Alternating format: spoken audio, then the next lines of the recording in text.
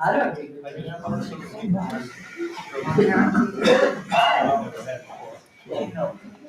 Good afternoon, everyone. I'll give you a minute. We still have some coffees going on back there. If you'd like more coffee or anything, like, go ahead and help yourself right now before we get started. And, that's good. It's good to see all of you here, spending your spring break with us. Just think, you don't have to study or anything this week. That goes for Jane too, except she's here, so she's working. So anyway, not entirely. I am going to go ahead and thank Becca Price and Lee Presley. If you haven't had a chance to say hello to Lee, she is with us today, hiding behind the pillar there. And they are responsible for our delicious refreshments today. So thank you very much, ladies. Jane Blackburn is not with us today. She is, excuse me, in the process of scheduling a knee replacement. Hopefully, she's thinking she's scheduling it today. Now, whether that actually happens the way she wants it to, I don't know. But I am guessing we probably won't see Jane until fall. If she's able to get that scheduled quickly, I feel like we won't see her again until fall. So I know she's going to listen to this. Jane, we're thinking about you. Good luck. Okay, join me in prayer. Dear Lord, thank you for the Bible. What a very special gift to us. We know that when we follow your word, we are protected and blessed. We know that in order to be faithful, we must spend a lifetime as a student of your word. Spread your blessings today to those, we pray, that who are not with us today, and those that are. And may our ears be open to hear and learn as Jane reviews for us today. Help us to stay and live in your word. In Christ's name, amen. Shelley is in Colorado today, so she's also on spring break. And she plans to have the list for next year, next month. So if you come next month, you should be able to get an idea of what those books are. She's pretty full right now. She doesn't have too many more. Well, Jane Hansen is not a stranger to anyone here, unless you're a stranger and haven't been here before, then she might be. Jane comes to us very qualified, not only, as she describes herself, as an avid reader, but she also has been, and it's close to 30 years, if not over 30, teaching English at San Antonio College. How many years has it been? 31. I knew it was close. When I first started introducing Jane, we were at 24. So I didn't remember what year that was. So I knew we were getting very close to 30. Thank you so much. Jane spends her Tuesday afternoon of her spring break coming here and joining us each year. And we're already talking about next year, so this is good. I won't take up any more time. I'm going to ask Jane to come up because we're anxious to hear what she's pulled out for 13 Moons for us.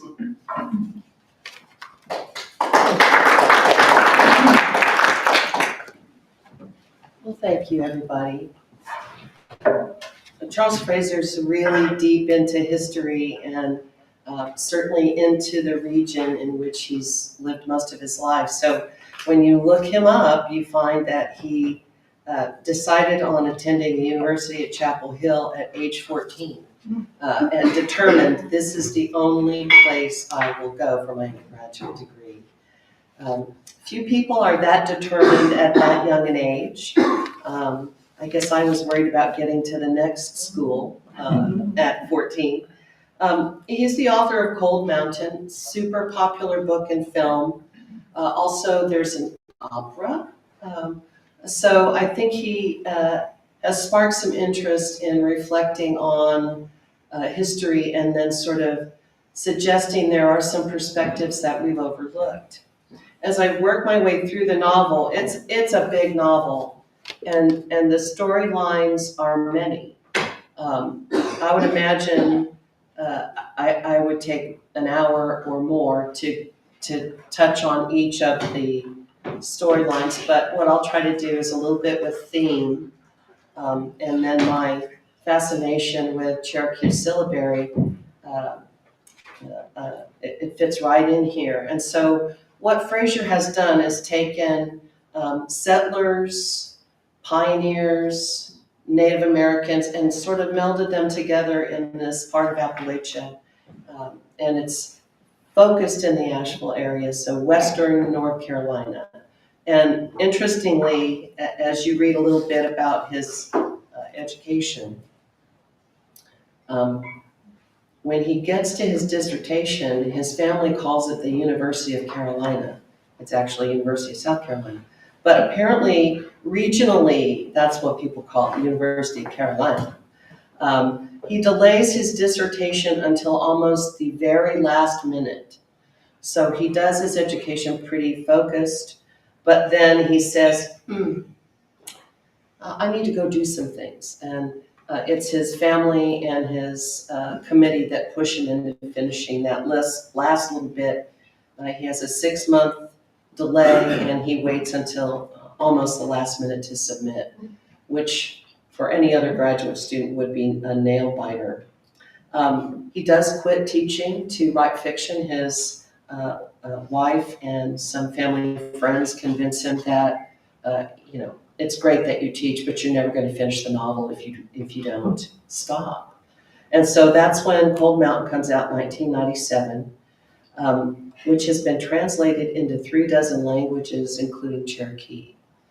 And so I would submit that when you have a Native American group that is enthusiastic about your publication, your storytelling, your fact-based information, especially, that's an endorsement that most authors don't get.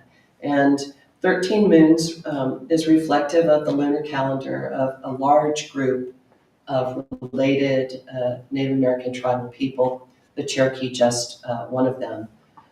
So you can find this attitude about the lunar year in Minnesota, in South Dakota. It's really all over the upper tier and around the Great Lakes. Oddly enough, and when you study global perspectives, you find there are just a few lunar calendar models. Islam has one as well. So it's pretty interesting. I also got pulled down the rabbit hole a little bit on this lunar calendar thing. I teach a humanities course, and when we're trying to discuss the great civilizations of the world, or at least a smattering of them, we want to look at the way that people measure time. And so this book measures time. It starts in the narrator's elderly time. He retells his life's foibles, and then we return to the bone moon, which in the wintertime is a really spare, cold part of the winter. So this is a moon cycle calendar. It reflects seasonal change in the region. It's great advice. It was like a mini almanac. What time you plant certain things, what time you watch for certain hunting, when are the animals moving across the land, when you should hunt moose, etc. And so along with all of the practicality of how to manage life, it's also spiritual and behavioral. It teaches great morals, and uniquely, the leap month falls in between December and January, with a new year beginning on the full moon right after winter solstice. And so it is similar to, but very different from the calendar that we observe today. In terms of critical reception, it is all over the place. Most people really like Charles Frazier's attitudes towards storytelling. He doesn't skim over the top. You get a lot of detail. You can learn a lot about history, about food, about descriptive imagery, excuse me, from this novel. And if you want to read in a hurry, this novel is not for you. You want to take a little bit of time to think about what he's actually saying. because he is a 90-plus-year-old person retelling his life. Excuse me.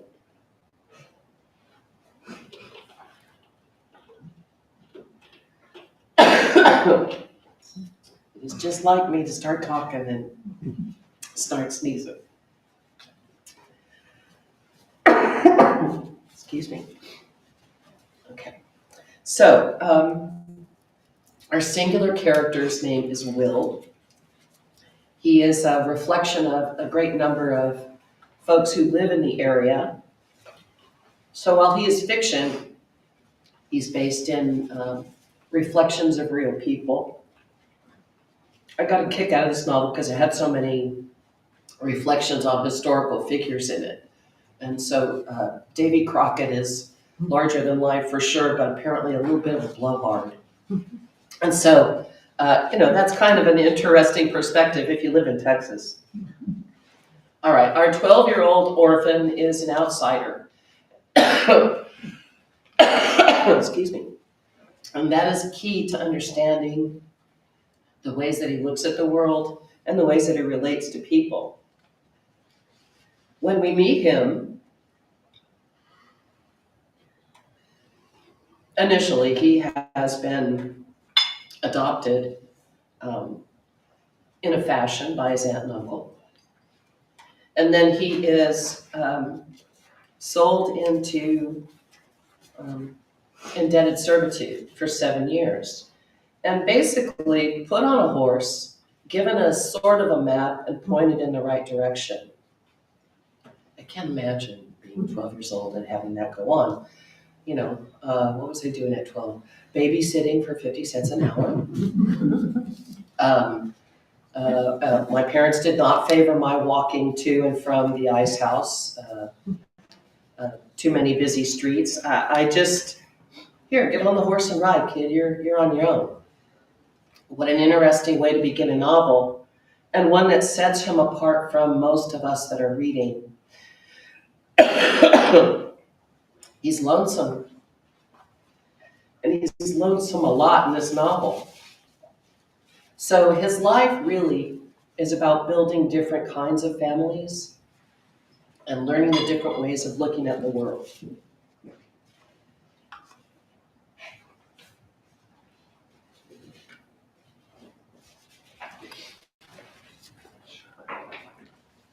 Apologize, guys. I'm just trying not to drip too much. Thank you.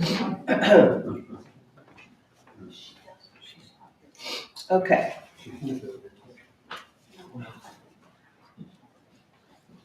I would like it to not be all stuffy up in there, but maybe it could wait until I'm done talking.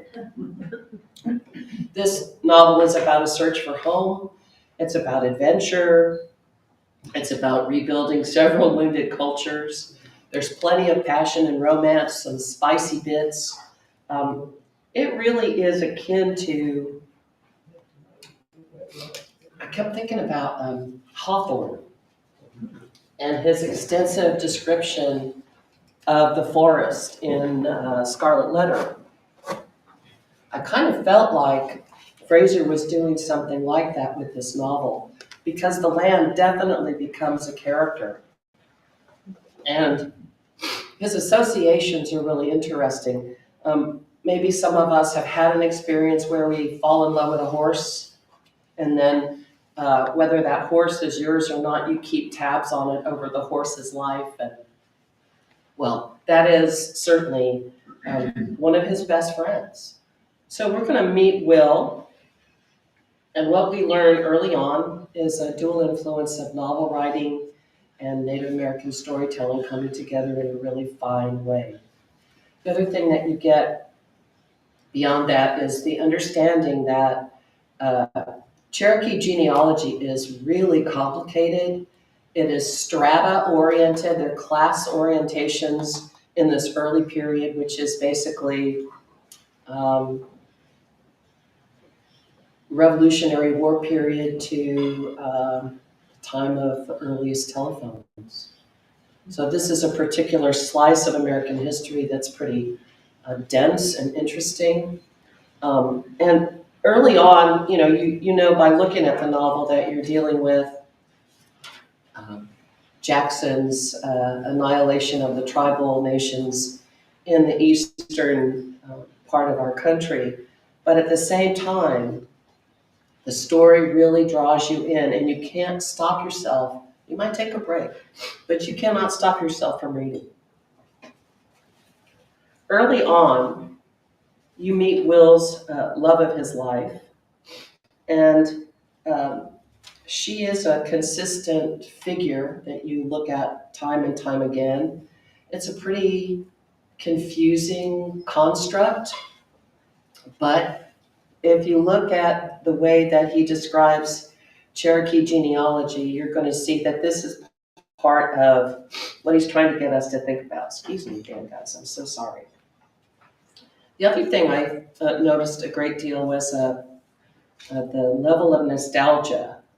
And when you're reading the parts where Will is a teenager, some of the nostalgia is kind of hilarious. Um, like a little kid going to a car show and looking at a Model T and saying, now that's a heck of a car. I haven't seen one of those in years. And so there's a bit of that here. In the earliest part of the novel, like I said, he's still in his 90s and he has a telephone. And this is his attitude towards that phone. Having a phone installed was May's idea. My argument was simple. What's a phone mean to me? When the few survivors among my acquaintances wish to communicate, they use the post. Do you even know how telephones work? Of course I know. You listen and talk and the discourse passes instantly across vast distances, along that ugly mess of wires drooping from the crucifixes that have erupted along every roadway as suddenly as toadstools after the rain. And so that made me think about all the construction on 10 and 35 and those used to be kind of funky little two-lane highways once upon a time. I had a friend who used to say that when they quit fixing 35, the rapture will come because it's ongoing. So one of his early phone calls is pretty funny. It reminds me of my dad. Get the phone! Well, Dad, you're like 4 feet away from the phone. Okay, here I come. When the phone rested silent on the wall for days. Then one afternoon when I was sitting on the porch reading, it rang, so urgent like a watchman sounding a fire alarm, but surely false in the shrill report of the tiny hammer beating frantically against the 2 acorn-shaped bells. I waited for someone to deal with it, but no one did. It kept shrilling. I closed my book and went down the hall to the oak box. It looked somewhat like a coffee grinder. I turned the crank and put the cold circumference of the black earpiece to my head. Will, the voice said. I leaned toward the mouthpiece projecting from the wooden box and put my mouth to the rim of it, which flanged like a nostril on a horse. What was the etiquette of this device? What salutation or acknowledgement of identity was called for when you were summoned to speak? Will, the little voice said again, present. So a lot of it's pretty tongue-in-cheek, but also under all of that is some pretty strong human emotion. And it's covered a little bit by practice, by innocence, by experience, and so on. Sometimes also there's some name dropping going on, especially when you're reading that Will reads North American Review and attends Warm Springs and reflects on a great deal of context to get you to the point where you're going to start on the journey with him as he reflects on it. And so he talks about developing friends enough to be parents for him. He writes that his one adopted father is named Bear. Bear was not one of your mystic Indians.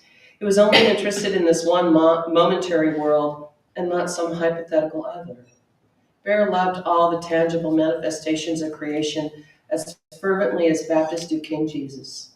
It was not the spirits of winds, rivers, mountains, trees that he worshipped, but the living things himself.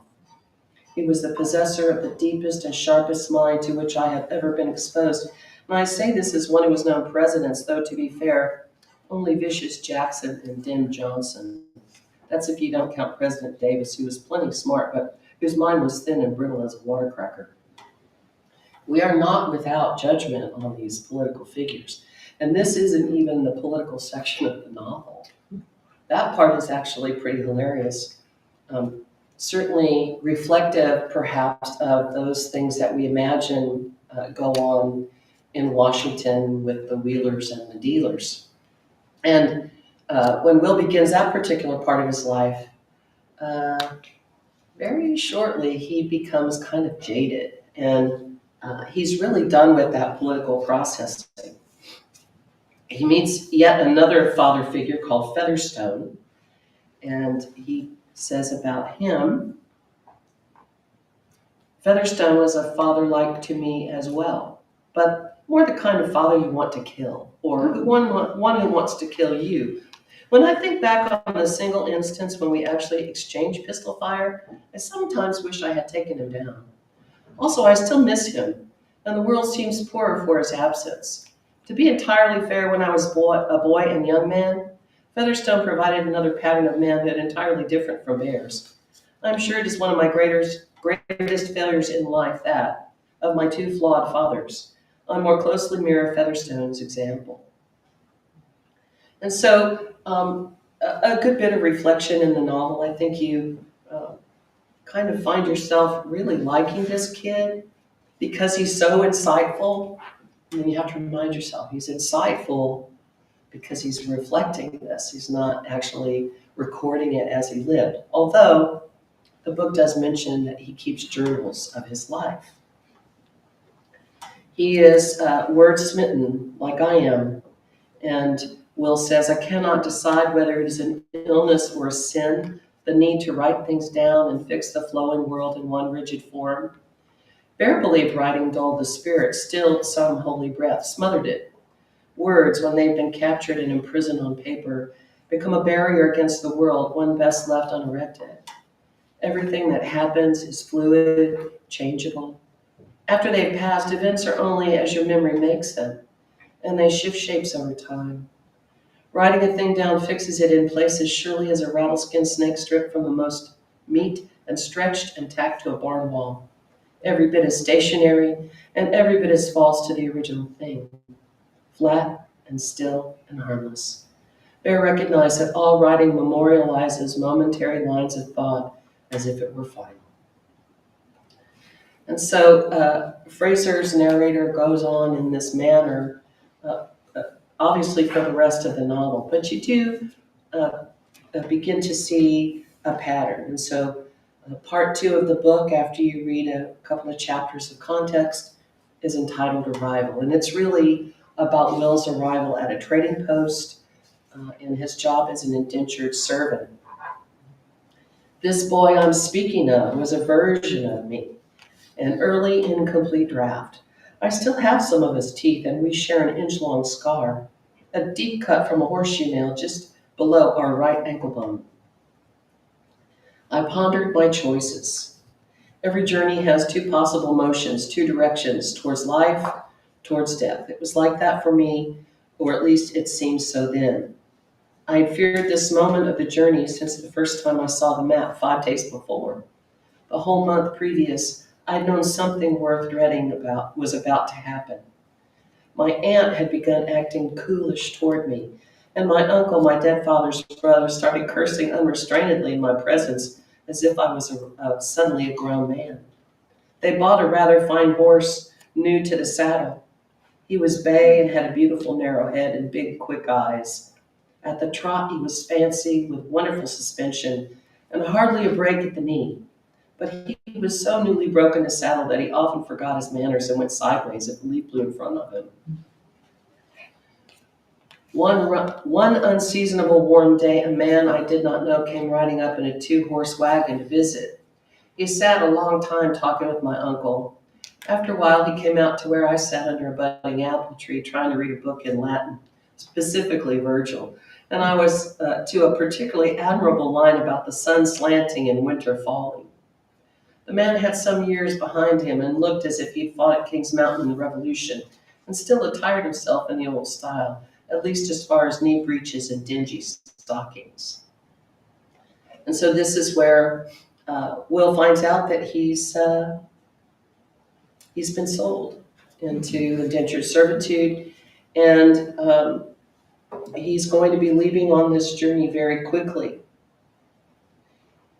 This is where they lay out my life, I figured. I can't hardly stand it, my aunt said. He's but a boy to send off like this. She dabbed at her dry eyes with a wadded handkerchief. He's 12, my uncle said. She thought a moment and then added, going on 13, as if that larger number had some further power to settle the matter. My uncle pushed his chair from the table and went into the parlor and came back and set a big iron key in front of me and unrolled a map on the table. That'll let you in, he said, touching the key, and this will get you there. He smoothed the map two-handed against the tabletop and set the pewter candlesticks on each end of the paper to keep it from rolling back up. Just very matter of fact. Well, this is what you're going to do. Kind of reminds me of some of the things that occurred during the Depression. Especially, I'm thinking about Seabiscuit, which I think I reviewed for y'all. Maybe one of my dad's favorite books. And I think simply because the nostalgia of remembering what it was like to listen to the radio broadcasts about the horse winning still gave him a real sparkle in his eye, like that underdog. And in a lot of respects, Will's an underdog because he's so far outside norms that he has to learn to deal with life on his own as an adult, far younger than most of us would expect. Immediately after my mother was gone, some matter of financial beholdenness beyond my ken allowed my aunt and uncle to append our neighborhood farm to their own, and so I was at once orphaned and dispossessed, and then sold by his family. The morning I mounted up to ride into exile, my aunt stood by the cold shoulder, trying to weep. The sun had not risen over the ridge, and the world was still gray and foggy. She gave me $5 in silver and 10 in Georgia paper money, a small iron skillet, and a folded piece of paper on which she had written recipes for fried chicken and biscuits. The last words she said to me were these: remember to read the Bible and pray and love Jesus and not fall in the ways of the heathens. But he's going to fall in the way of the heathens. I think part of what is also fascinating about the novel is when you begin to recognize his limited recall about his parents. He only has flashes of what they're like as he goes into what he calls exile. And, he has romantic ideals, not in the sense of, falling in love with somebody else and romantic that way, but in the ways of literature where nature becomes a character, where the whims of the seasons have a profound effect on life. This is a very different time, and we're really lucky to go in a building and have regulated heating and cooling. It is not easy to regulate something like that in a wood cabin situation. Definitely, it's not easy when you're camping. And in South Texas, maybe we have it a little easier because we know that in March it could be 90 degrees after it's 45 in the morning, maybe like today. But it still poses some sort of management problems for real people as well as our character Will. He's madly in love with a woman named Claire. I guess she's not really totally grown up when he meets her, neither is he. So part of all of that sort of junior high school kind of passion is very forward in the earlier passages. Also, it's somewhat ambiguous. You never know exactly how deep their feelings go. And she's somewhat aloof off and on throughout the novel. I found it hard to figure her out, but then it made sense when I got farther into the novel itself. It seems like a very sort of Western frontier kind of story, but you have to remember that the Western frontier is just west of North Carolina, and not west like Oklahoma, Kansas, Texas, Montana, etc. And that concept will make you adjust what you're thinking as well. Maybe we're used to those sort of more Western movies and such. But certainly, when we look at American history and the development of where the country goes, there's always that idea that we're going to build a perfect city, and when the city isn't so perfect, well, then we move a little farther on, try to get there. And so I found it interesting to see some of those realities of American history, as well as different perceptions, and this writer trying to guide us into different ways of thinking and analyzing what we might know already. Claire is a ward of Featherstone, and that itself becomes very confusing pretty rapidly in the story.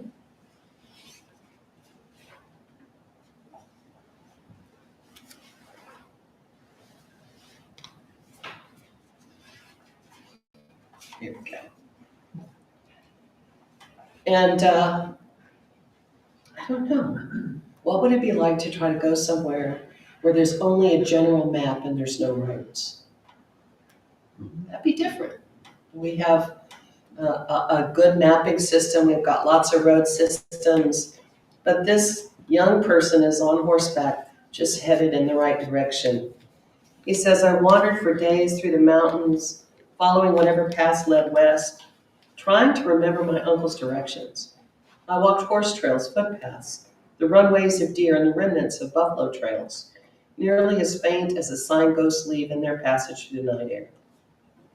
So to think about North Carolina being full of bison is pretty interesting. You have to go pretty far in the country these days to see bison. You can go to Stonewall, there's some up at the LBJ State Park. There are plenty of bison off and on in Texas, but that's really a recent development in the last 35 or so years. So makes you think differently about the United States if there are bison still in Carolinas during this particular person's life. He goes on, I was wrung out by the third day, twisted down to almost nothing. I thought I was hopelessly lost, though I kept walking through a grown-over scratch of forest, so faint it might have been imaginary. I guessed maybe that severe-looking dog was an Irish wolfhound or some like breed. Let's see. It stood panting in the trail with a ring of old gray hemp rope at its neck. I said, this is a public horseway. You go whichever direction you will. 2 days later, I didn't have to ask if I'd reached my destination. You couldn't miss it. The building stood just back from the wagon road, and there was a sign, a gray slab of shingle, nailed to a stub, pitched at a leisurely angle to Plum. Big writing in red faded paint saying, store, which suggested the existence of customers. There was apparently a community nearby, but you'd never know it by looking. This was just the merest gesture of an outpost, a place marker set down in the wilderness. Nevertheless, for all the apparent abandonment, 2 old men sat on the porch in straight chairs as if they expected business to continue at any minute. One looked to be a full-blooded Cherokee, and he sat with the teared chip back on hind legs and his post ends propped against the log wall, one of his long legs stretched out across the floorboard, and the other hooked by its heel to the bottom chair rung. He was looking right at me, and that was the first time I laid eyes on Bear. He also meets a Scotsman who switched his language to English and began talking about Culloden, a story I'd heard all of my life in various forms. His voice fell into a solemn minor key tone, as if the tale he told was a myth of origin, an explanation of how he came to be where he was. And as I later heard the Cherokee tell of how water beetle daubed up mud from the bottom of the ocean to make the earth, and how thunder first made fire in the hollow of a sycamore tree. But what I find interesting here was that Frazier is of Scots origin, and this is the area where Scots have been living for better than 200 years. And so when he's writing about this particular region, he really is writing about probable family members, or at least people who knew each other. And I find that really interesting. Sometimes writers don't talk a lot about their origin places. Some other writers really focus on it. As I'm looking at what Frazier does, his fascination with history and with people's personalities and with storytelling about such interesting people is really what he wants us to pay attention to. And I would say, all this colorful language really makes for a good read. And I also did not find myself, like when you read a book and you take a break and you have to go back and reread the previous chapter to get started again. I didn't really have to do that with this book because I found it really interesting. And I like the language that Frazier uses in the narration. It sounds like real people to me. And novels, to me, don't speak well if they don't make that connection and really quickly. Not all critics think that Frazier has a masterpiece here. Some note that it's a little slow. Uh, I think if you like a good historical novel, that you'll enjoy this. Uh, but you do have to take a little time to think about what's going on with the people themselves. And so summarizing all of those storylines might really take the joy out of it for you. Um, you're with Will for the entire book. And he is a fascinating character, especially like the teenage years, because so much happens. But when he finally gets his education finished and um, he gets a law degree and he becomes representative of the area and he goes to Washington City to mingle with the great and near great politicians. And initially he is super energized by all of it. By the time he's ready to go home, he's not thinking very highly of these people. And so I found that really, I don't know if it was comforting, but I guess it was a symbol that, we survive that no matter what. Maybe that was a good message for me to read. I would also say that the interesting thing about the book is when you're with Will in the Native American communities, there's some really practical wisdoms that are shared about hunting, about people interacting, about seasonal eating and hunting and growing food. Maybe some things that we don't always consider anymore. I know my students are always fascinated when I talk about my garden because they think that tomatoes come from HEB. And I'm lucky. My dad grew up farming, and when I was a kid, we always had a garden, and of course, kids helped weed the garden. But fresh food, and we made pickles every summer, and so I learned how to do some really cool things that people have to really focus on to try to learn these days. When it used to be sort of a natural hand-me-down from your family. I bet y'all did some canning. Did y'all can when you were kids? Yeah. Can. Put things up in jars. Boy, we did a lot of pickles. My dad had many, many, many cucumber vines. And so maybe every Friday, Saturday, all summer long, I'd help my mom make pickles when I went to work. And I don't know, I think we had pickles for like 20 years, stuck in the dark closet in the corner.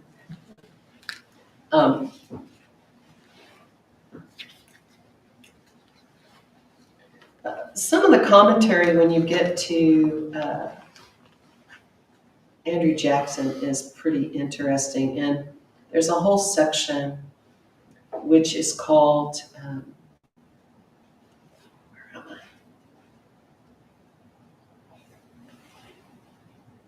Removal, and it's it's a pretty extensive section because it really deals with the amount of time that it takes the American president to actually remove the Cherokee from the area. And he can't entirely do it because, again, the genealogy is very complicated. And when your only neighbors are Native Americans, maybe that's who you end up marrying. And so land ownership becomes very interesting with a variety of backgrounds and the people that live there. And so we have to pay a little closer attention when we're reading these segments. He writes, Jackson had long since announced his intention to remove all Indians to the west. A certain date had been set, and though it was many seasons away, it was rushing toward them. Some of the Scottish Indians on the nation paid little heed to it. They believed in their ability to make a deal. But Bear had seen Jackson at work. The old possum was implacable, and he meant to put an end to Indians. End times are tricky things to deal with, Bear said. Kind of an interesting perspective on Andrew Jackson.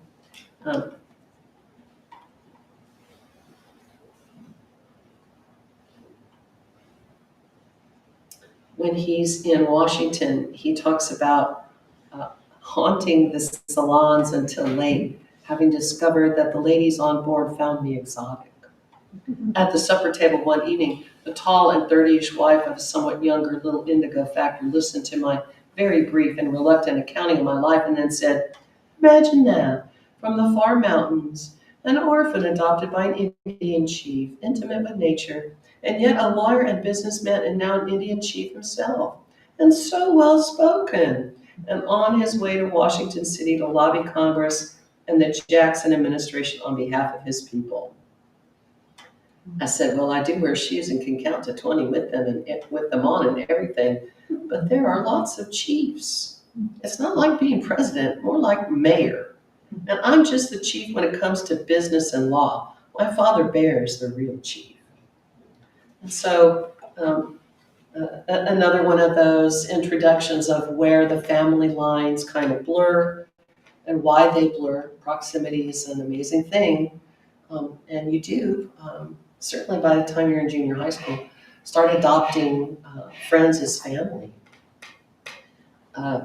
Green and unsophisticated at the beginning of his days in DC, by the time he is ready to leave over some chapters, he ages and power and power brokers, all of the shifts that he sees, jade him. And his effort over time becomes more limited in scope than he wants. And that's when he realizes that he should probably return home. This is the section where he talks about Crockett strutting and spending his time at soirees. But also Will writes about fashion. What are women wearing at these soirees? So it's kind of an interesting reflection there. Something like going to the Smithsonian and looking at all the dresses of the president's wives, you can see the shifts in fashion culture. By the time he returns to Carolina,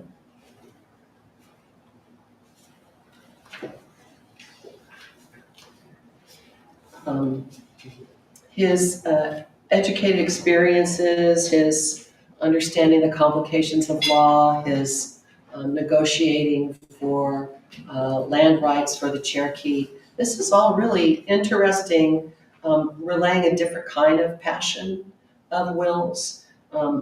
You also see success, survival, all of those things that quickly become present history. And maybe Frazier makes the novel move us more slowly so that we can notice when Will talks about those moments that propel him into wisdom and better actions during adulthood. And really, he's reflecting on his life because he sees that his time is winding down and it looms over him, in fact. but that being human and being human with a variety of people, allowing yourself to learn and to grow is really important to him. The other thing that I found pretty fascinating is the way that he's taught to cherish things. And that comes in part 4, which is entitled The Nightland. And he's looking at his longer, slower journey here. They're little tiny page numbers, I apologize.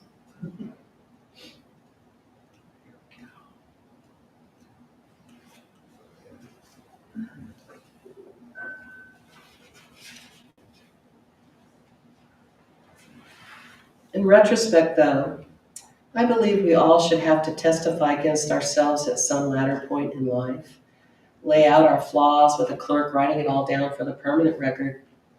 It is a bracing and chastening experience, and I rather got into the spirit of the thing during my time testifying.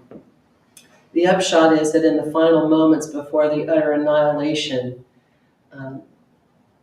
and federal money that they had withheld from me all these years to pay off the core of our land, we got something, better than nothing, but not a gift. Not a cent more than we were owed down the long years of principal and interest, but at least the people would have an ongoing place to live. And if you look at Western North Carolina, you will find that there are some indigenous areas that are still populated by people related to the original people who lived in the area.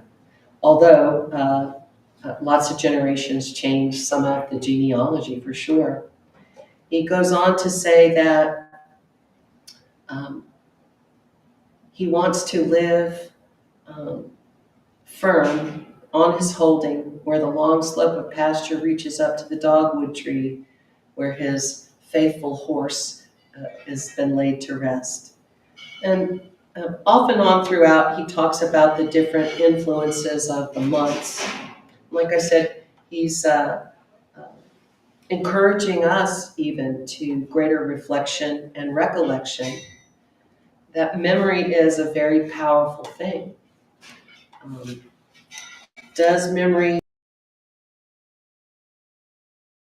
probably have far more reflection time on some of the things that we've done, right? So the narrator goes on, he says, we all, when we're young, we think we'll live forever. Then at some point you settle for living a great long while, but after that final distinction, survival becomes at best uncomfortable.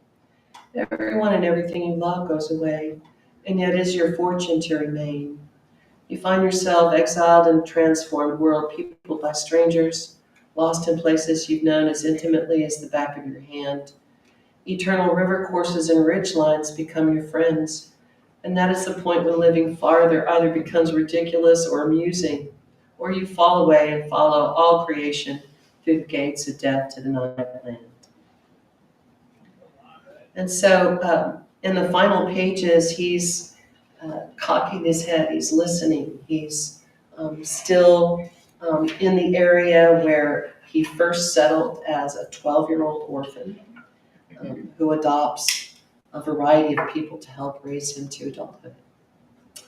And I left out the middle of the book because it's a lot. But I'm happy to answer any questions you might have. And well, what do you think? I thought it was also interesting the relationship he had with Claire throughout his lifetime. And you talked a little bit about the hierarchy within the Cherokee. She was really Featherstone's daughter, right? Well, first became his she's wife. the ward, and then later she's introduced as his wife. And I think Yes, I'm as off put by that as Will is. He doesn't know what to do with that. yes. And then sometimes when they meet, she's kind of like, "Woo, bye," which also makes some kind of sense, but ambiguous. She's, Interesting. yeah, and she's got an interesting background too. His caregiver at the end of his life is the grandchild of a former slave, and he says, I don't know why she sticks around here, because, you know, her grandfather should have killed me for what I did. And so there's some really interesting little bits you get to wrestle with. And I like the passion parts, they were fun, but I think it's the memory and the reflection that I thought was really the important message, that, you know, that we all go through kind of an assessment of the things that we've lived through. Yes. I kept thinking with Claire, wouldn't it have been interesting? There was just enough mystery to where she was coming from. I'd love to read a book from her standpoint and see what her story, how she would describe the same That's thing. really interesting. You should email Frazier.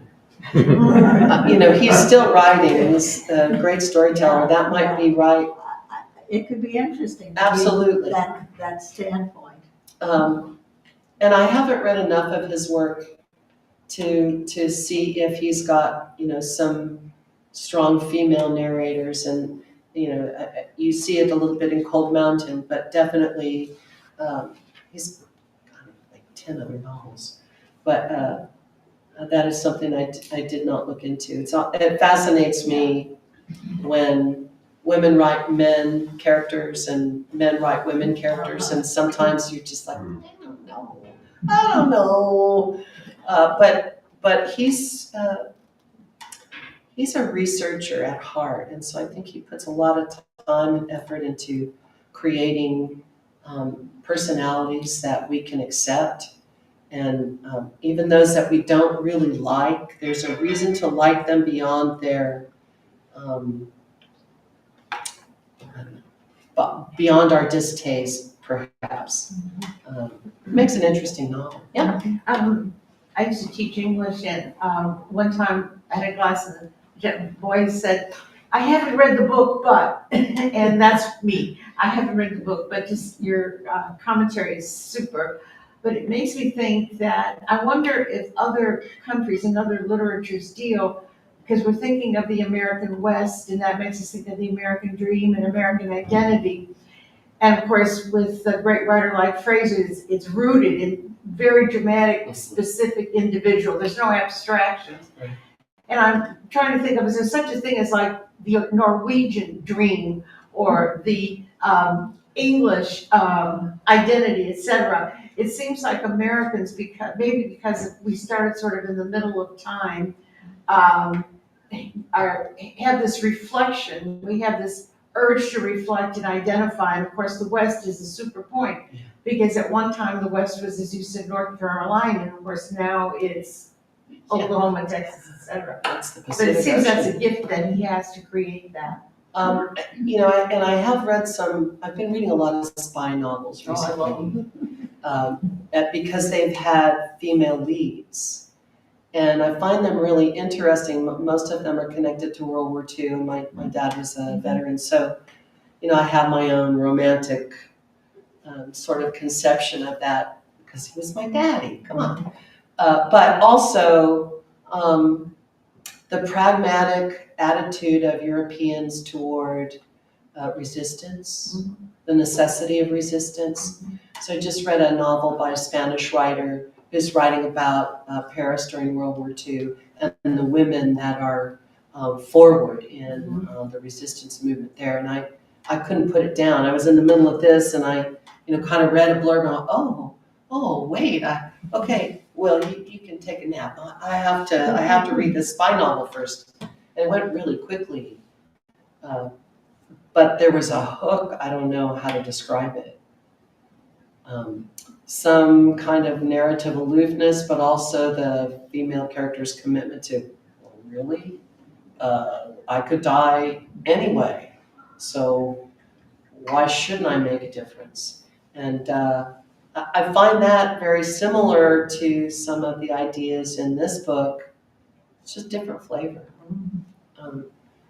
As far as like a Norwegian ideal, I don't know. I've read some of the Nobel writers from the early 20th century, and they have some very interesting ways of interjecting the absurd into the novel, which when you think about it, sometimes pretty absurd things actually happen to us.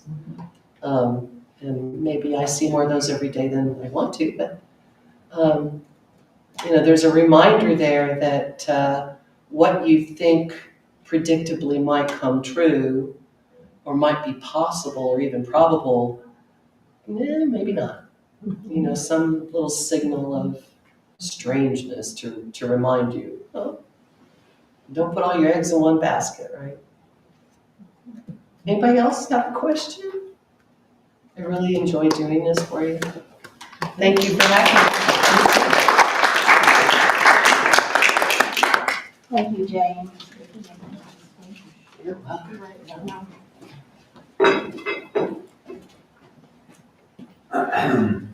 Hope you enjoy the rest of your spring break week. Oh my God. The book you were describing, that wasn't Mistress of the Ritz, was it? No.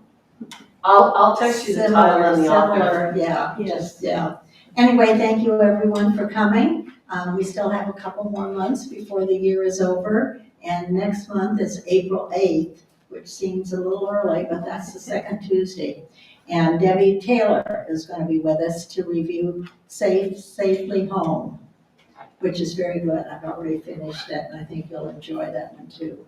So thank you very much, and I hope to see you in April. That is still before Easter, and so anyway, that'll be it. So thank you very much. If anybody wants to read the novel, my copy's got pencil marks in it, but you can, I'll be happy to leave it for you. Oh, it'll be even better with your notes in it. You can always drop it in the library when you're done. I'll trade it. I'll give you the name of another book that you would enjoy.